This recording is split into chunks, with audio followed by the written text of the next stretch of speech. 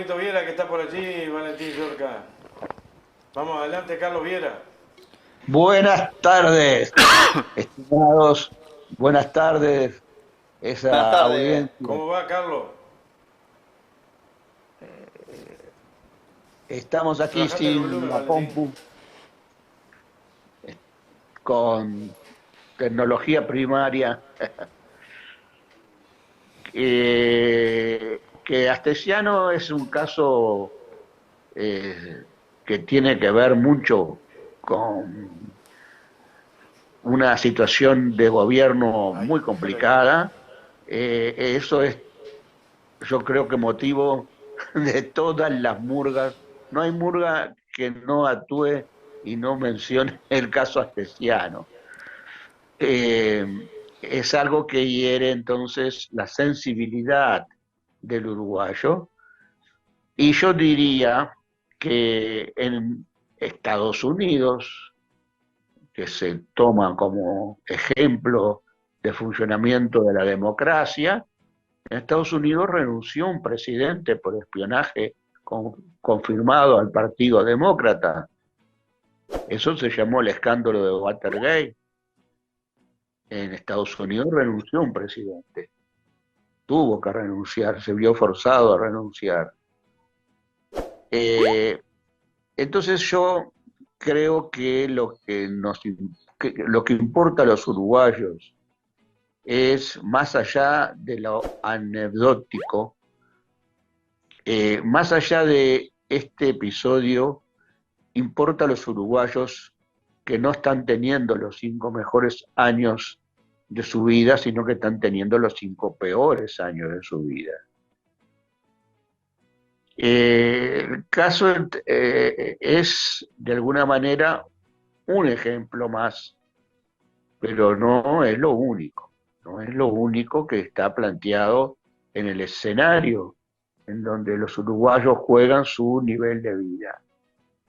Eh, el ministro Mieres dice que el salario ha subido porque mide entre puntas diciembre del 2022 contra diciembre de 2021, y el salario medio acusa una suba de 1 punto. Pero eso es una forma muy equivocada, por decirlo en términos muy suaves, de manejar una variable económica. El nivel salarial se mide siempre entre promedios de periodos iguales o consecutivos. Es decir, yo estoy midiendo el salario promedio, por ejemplo, del último trimestre del año 2022 contra el último trimestre del año 2021, y ahí saco conclusiones. O mido el salario promedio del último trimestre del año 22 contra el tercer trimestre del año 22 y saco conclusiones. Pero esas conclusiones pueden decirme nivel de tendencia, que hay una situación de que la curva se mueve hacia otro lado, hacia arriba o hacia abajo. Eh, lo correcto para medir la evolución del salario, es decir, cómo la gente ha podido abastecer su presupuesto, lo correcto es medir promedio anual del 2022 contra promedio anual del 2021. Eso es lo correcto. Lo otro no sirve. Lo otro no es técnicamente correcto, y políticamente puede ser una forma de manipulación de las estadísticas. Y parece que que el ministro Mieres se enoja con el PIB-CNT, porque el PIB-CNT, los los técnicos del PIT-CNT, los muchachos que trabajan en eso y que son economistas, le hacen notar al ministro que el salario medido entre promedios bajó no mucho, bajó un poco, que estamos lejos de recuperar el salario, que puede haber una tendencia a la suba, sí, porque bajó la inflación, vamos a ver un poquito por qué bajó la inflación, pero con respecto al 2019, el promedio de salario del 2022 hay una caída del 3,7%. Esa es la realidad de las cosas. Lo que se está prometiendo es recuperar el nivel salarial, pero cuidado, no me digan que recuperar el nivel salarial es una suba que acontece en los últimos meses del año 23 y me dicen que en el año 23 subió. No, si usted tiene un salario real que compra, en vez de 100, compra 98, 97, 96, 95, 90, 85, a medida que pasa el tiempo, compra es menor calidad de vida de la gente y por lo tanto significa que la gente tuvo que endeudarse porque los presupuestos son ajustados. Nadie puede prescindir de determinado nivel de ingreso si lo que compra es menor. Entonces, para vivir, nadie le sobra la plata. Entonces, cuando se va, por lo menos la gente común, la gente de pueblo, la gente que llega a fin de mes con dificultad, no me refiero a los niveles de élite que ganan mucho y pueden ahorrar y que les sobra plata a fin de mes.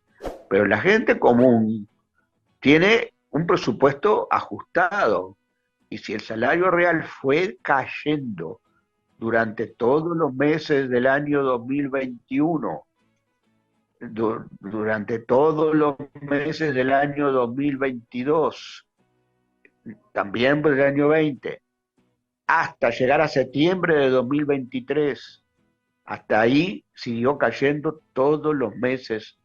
¿Qué hace la gente cuando no puede consumir el nivel de consumo estrictamente necesario, el llegar a fin de mes?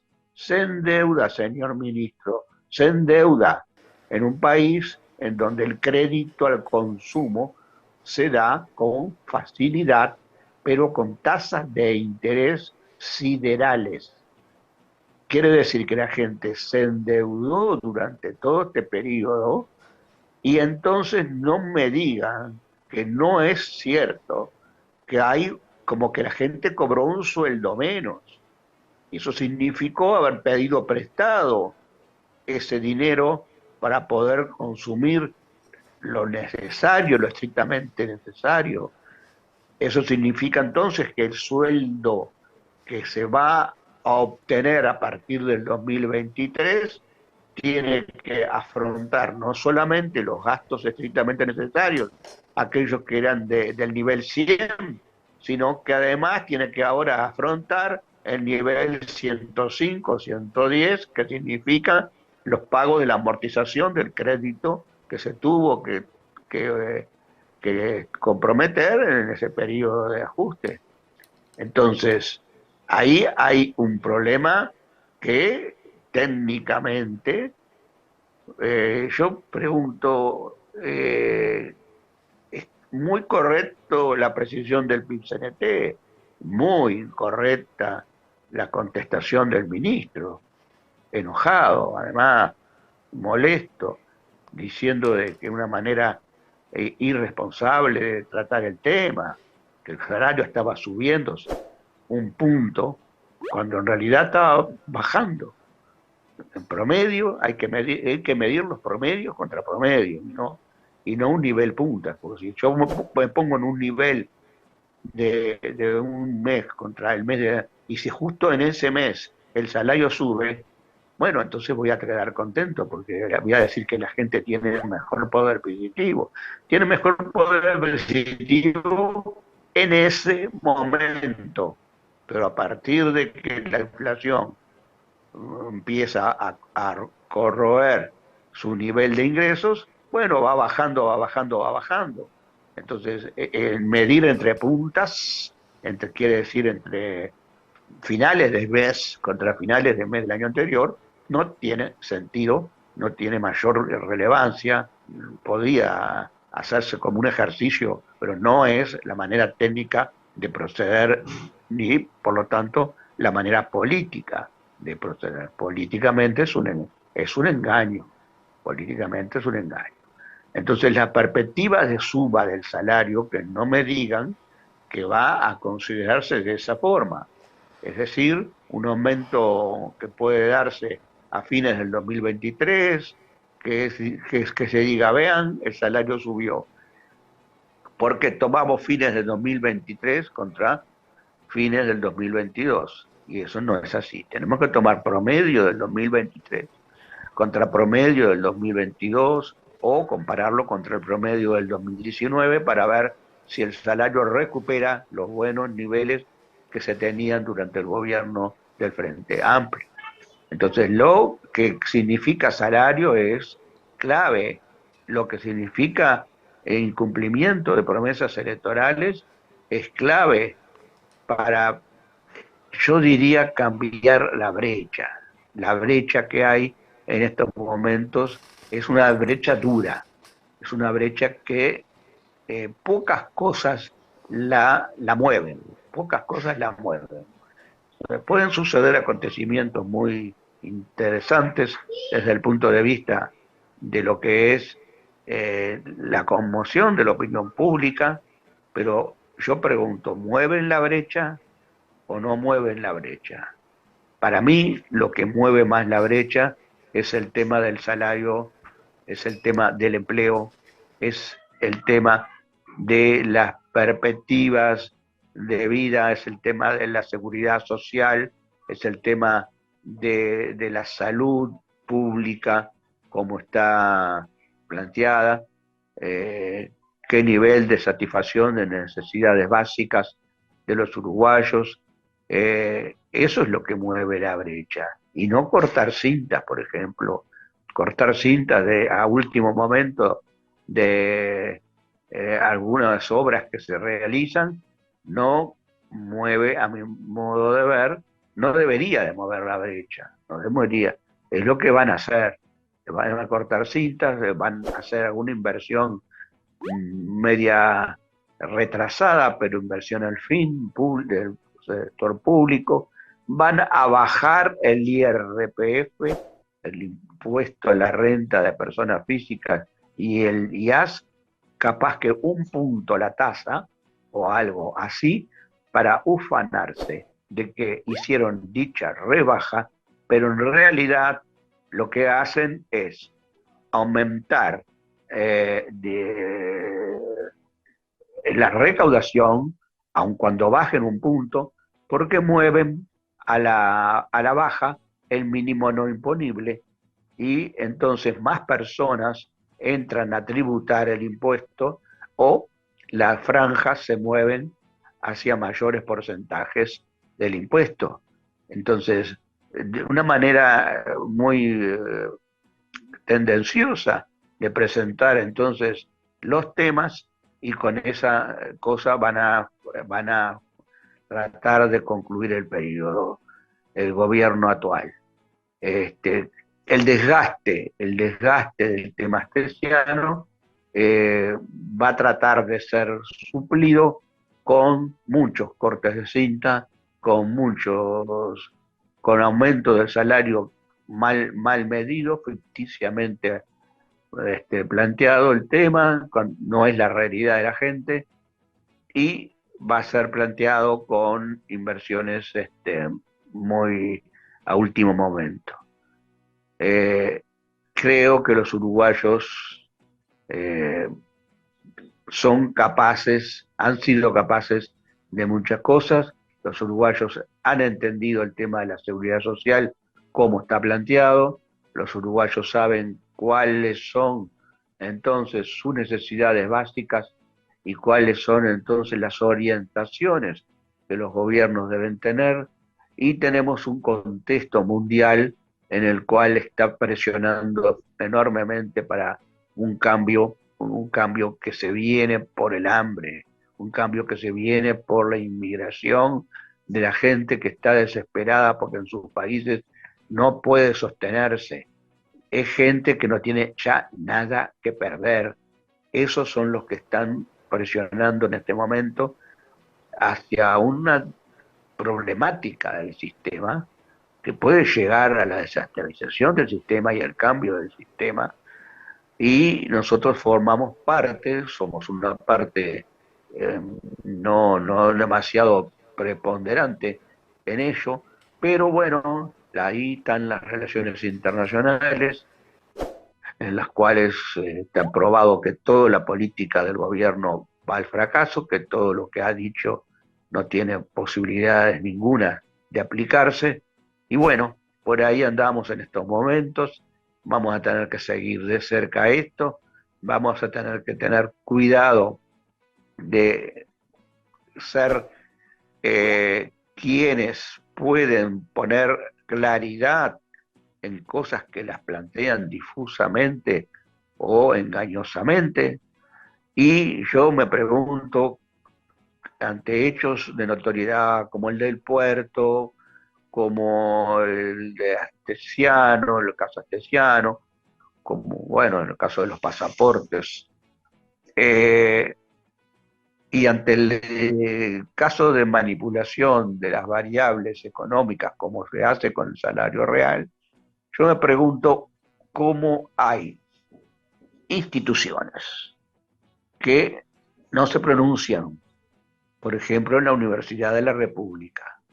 Es una institución que, a mi modo de ver, debería salir al cruce de determinadas situaciones y plantear su posición, que justamente puede ser aclaratoria de la versión. Ahí tenemos a un señor formado en la Universidad Católica, que se llama Bartesagui, que dice las disparates que dice sobre el tema de comercio exterior, que el Mercosur podía coincidir con la ampliación de los mercados,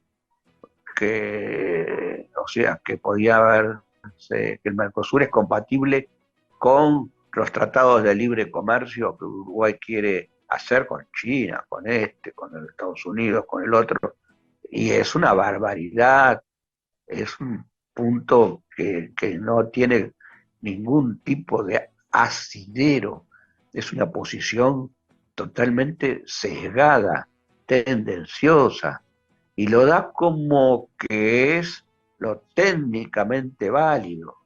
Y nadie, salvo alguna opinión muy validera, del amigo, ¿cómo es? ¿Cómo se llama este amigo que siempre habla de cosas internacionales?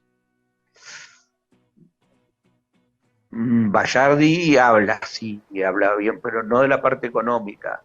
Ah, Eh, que siempre está en esto es, bueno, se me fue el nombre ahora, pero está en TV Ciudad, ahora no lo llaman más en ningún otro canal. sí, sí, sí, ya lo sé. Yo te he pedido el teléfono de él para llamarlo para el programa.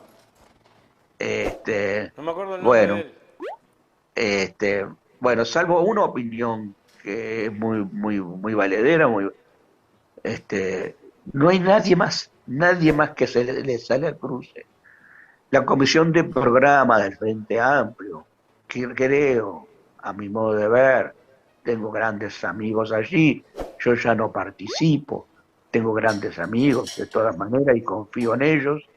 Yo creo que tendría que tener más protagonismo, más incidencia en este tipo de cosas, que no dejar que lo que el desgaste lo haga el propio PIP-CNT, y no hablamos del PIP-CNT en su totalidad, hablamos de el grupo técnico que tiene el PIP-CNT, actuando a ese nivel. Y cuidado, porque el salario subió en los últimos meses un poquito y hizo que el promedio no fuera tan bajo, porque bajó la inflación que estaba rondando el 10% y que todos pensábamos que se iba a ir para más arriba, bajó. ¿Por qué baja la inflación? Otro tema que debería de ser explicitado y aclarado, porque el Banco Central subió acentuadamente la tasa de interés para que la cantidad de moneda en circulación fuera menor, porque al ser atractivo el peso frente al dólar, la cantidad de moneda en circulación es de alguna manera captada por los depósitos bancarios en pesos. Y lo que hace es sacar al dólar de la contienda. Y entonces el dólar baja. Y al bajar el dólar presiona a la baja. Es un determinante importantísimo para la inflación en nuestro país. Y entonces esa forma de actuar lo contrapone al gobierno a algunos sectores como Un Solo Uruguay y otros sectores que veían, como yo siempre he dicho, Nos tipo de tenemos que ir. cambio. Nos vamos y quedamos para la próxima con este tema de la inflación y el tipo de cambio y la brecha que anda por ahí, cómo se para Un Solo Uruguay en esa brecha y cómo el Frente Amplio tiene que tener presente que aspectos fuertes de la brecha están cómo se para con respecto a la gente que está en el interior del país, no en el área metropolitana, sino en el interior profundo. Hasta pronto, Gracias, Carlos. Nos vemos el Gracias, lunes. Carlos. nos estamos viendo. Gracias, Que gracias. andes bien.